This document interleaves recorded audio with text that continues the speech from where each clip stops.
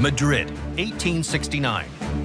28-year-old Henry Stanley is an adventurous traveling correspondent for the New York Herald.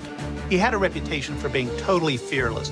He was traveling to the far reaches of the globe to cover these stories amidst war and unknown, uncertain expeditions. One day, he gets a telegram from his editor with a tantalizing assignment. While searching for the source of the Nile River, famed British explorer Dr. David Livingstone has gone missing. Now the Herald wants Stanley to journey into deepest Africa to find the doctor, dead or alive. The intrepid reporter jumps at the opportunity. He was willing to tackle this daunting assignment, seeing it as his greatest challenge yet. So, in March 1871, Stanley travels to Zanzibar and sets off on his perilous mission. But he and his men are heading into a region with no roads, which is ripe with tropical diseases.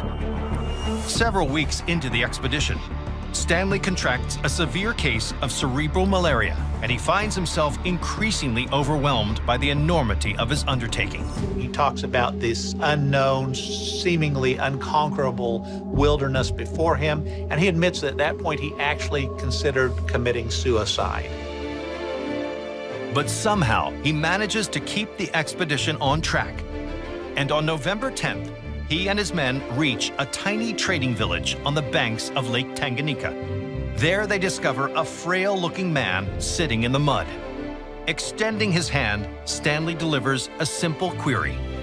Dr. Livingstone, I presume. Livingstone is a mess. He's been ill, his teeth are rotted out, he's disheveled. Stanley learns that months earlier, the exhausted adventurer became desperately ill and had no choice but to throw himself at the mercy of a band of Arab slave traders. The slave traders were feeding him, sheltering him, transporting him, but they refused to let him communicate with the outside world. Stanley offers to deliver the doctor back to safety. Yet much to his surprise, Livingstone refuses. But he wants to stay in Africa. He wants to continue to search for the source of the Nile, and he does. After traveling hundreds of miles against all odds, Stanley has no choice but to leave Livingstone behind. And a year later, the doctor tragically pays the ultimate price for his unceasing exploration when he dies from malaria and dysentery.